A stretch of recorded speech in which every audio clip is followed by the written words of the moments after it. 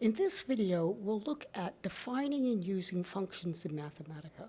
One of the most important skills a new user of Mathematica has to master is the syntax for defining functions and then learning how we use functions to do things with functions.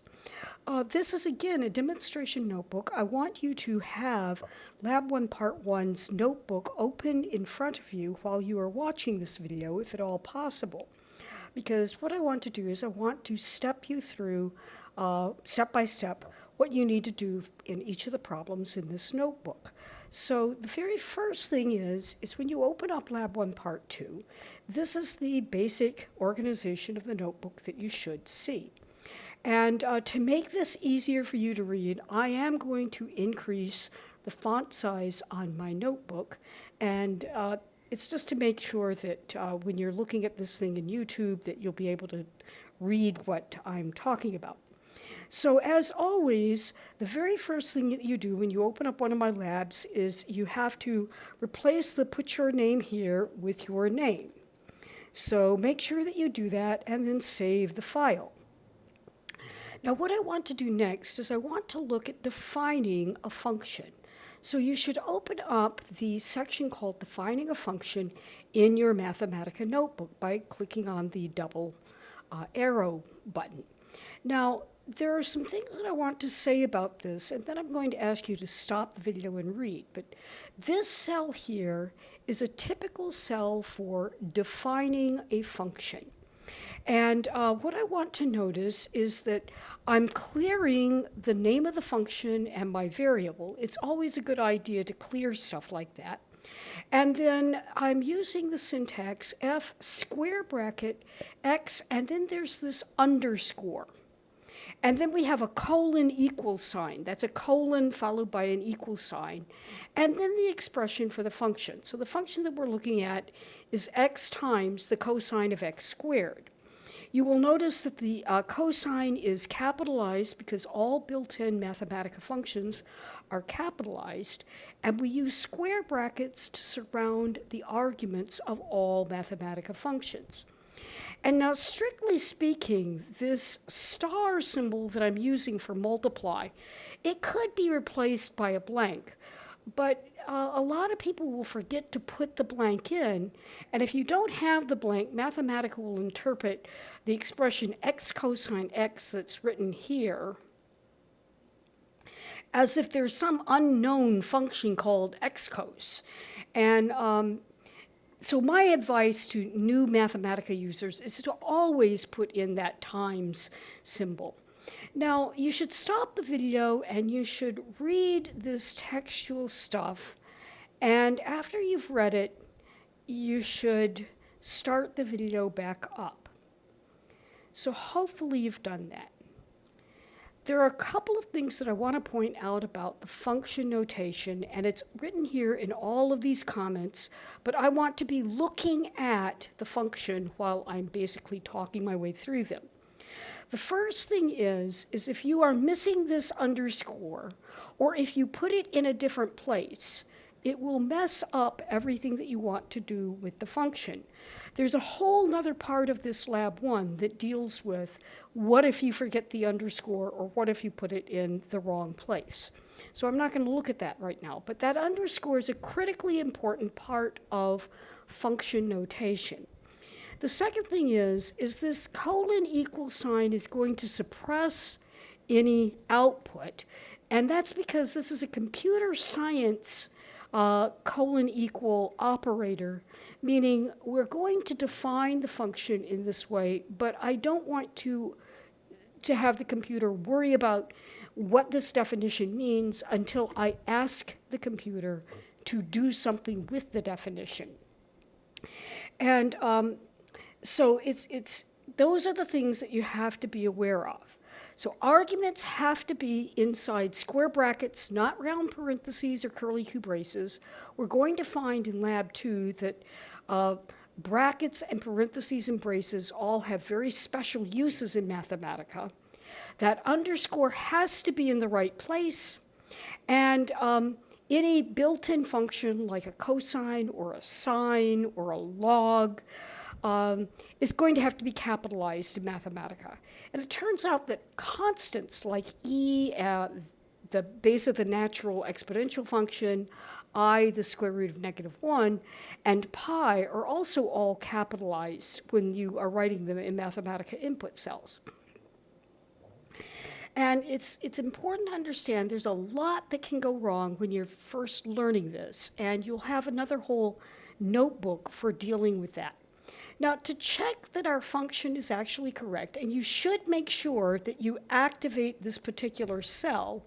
If you forgot to do that, go back and do it.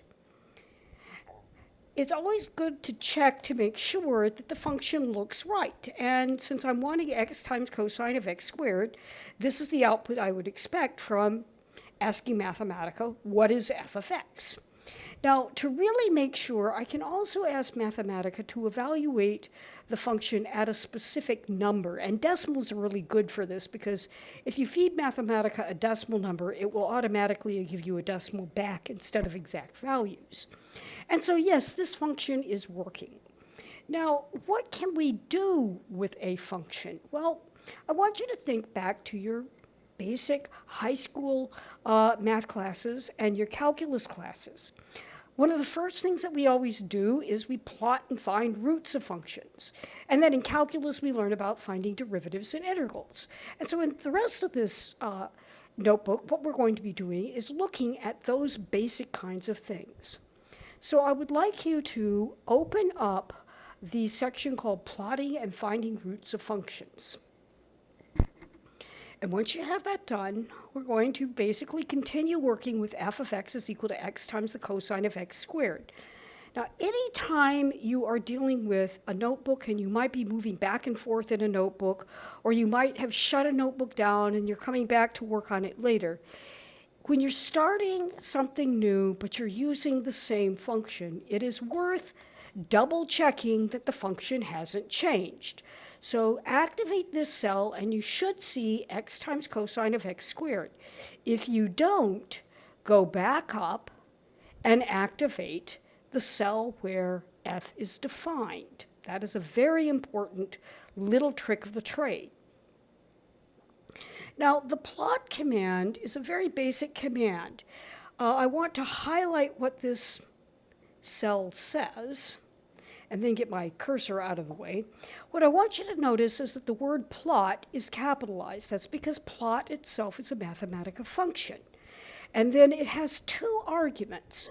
What we want to plot is f of x, and then the second argument has special syntax. There's a curly Q, and then an x and a comma, a starting value, comma, and an ending value.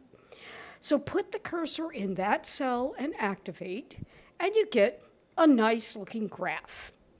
Now, the way I do my labs is I will ask you to look at Mathematica input and output, and sometimes I will then ask you to answer questions about that. And question 1 is one of these kinds of questions. And all of the questions that you have to answer in the lab tend to be in either red or blue text to make them easy to find. Stop the video, read question 1, and formulate what you think the answer should be on paper. Hopefully you've done that. What I want to notice is that this particular function appears to be symmetric with respect to the origin. In other words, if I rotate this thing 180 degrees about the point 0, 0, it looks like the graph should land on itself. Now that is a characteristic of what is called an odd graph. So what I want to do is I want to come down here and answer question 1 in a text cell. Now we learned how to do that in the last video. Move your cursor until it becomes a horizontal eye and click to get the vertical bar that goes all the way across the Mathematica notebook. Before you start typing, do either a Command 7 if you are on a Macintosh or an Alt 7 if you are on a PC, and then start typing the kind of symmetry that this function appears to have. So this function appears to be an odd function. Now, there's a second part of this question. It says, make Mathematica verify that the function is indeed symmetric, meaning I have to think about how I verify something is an odd function. Odd functions have the property that f of minus x is equal to minus f of x. So let me write that down. An odd function has the property that f of minus x, and let me put a return there, is equal to minus f of x. So all I have to do to make Mathematica verify that this function is an odd function is I can ask Mathematica to tell me what is f of minus x, and I get that, and then I can ask it to tell me what is minus f of x, and I get that. Since these two things are the same, Mathematica has verified that the function is indeed an odd function. If I want to, I can put that comment in a text cell. So since Mathematica says minus f of x is equal to f of minus x, we know the function is, in fact, odd. Now, the next thing that I want to do is I want to look at roots. So let me go back and look at the graph. You'll notice that there's a root right here fairly near 2. If I want to find the value of x, where the function crosses the x-axis, if I want to find that root, I can use a FindRoot command. Now, in the FindRoot command, you should notice that there's a capital F and a capital R, and it's all run together. And we have, what function do I want to find the root of? And the second argument is a list. Curly Q x, comma, 2. Curly Q is saying, use x is equal to 2 as the starting guess for the FindRoot command. And this output says that the root is at 2.1708. Now the next question says find 3 additional roots for f that are visible in the graph. To save myself typing, I want to select that brace, and I want to copy it, and then I want to paste it 3 times. So I've got a template for how I want to solve question 2. Now what I want to do is I want to go back and want to look at the graph. So let's see, I've got plenty of roots to pick from. Let's first of all focus in on finding this root here. Now I have to understand what the scale is. If this is 2 and that is 4, then each one of these tick marks has to be a half. This is a half, 1, 1.5, 2, 2.5, 3, 3.5, 4. So this particular root is kind of close to 1, and 1 might actually work because that maximum is clearly to the left of 1. So let's use 1 for my first starting value. And lo and behold, I get an x value that makes sense for that root. This root here is at 1.25331. So I scroll back up and I think about, let's see, I've already found that root, so let's find this root. Now this root is between 2.5 and 3, but 2.5 is pretty close to this maximum and 3 is pretty close to this minimum. So I'm going to make the starting value halfway between 2.5 and 3. Halfway between 2.5 and 3 would be 2.75. So my second FindRoot command, I'm giving it the starting value of 2.75. And the second root is at 2.8025. And that again makes sense in context of the particular graph that we're looking at.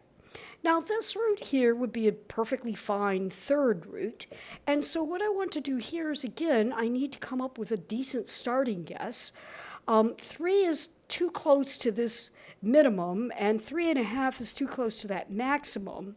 So I'll split the difference and call that 3.25.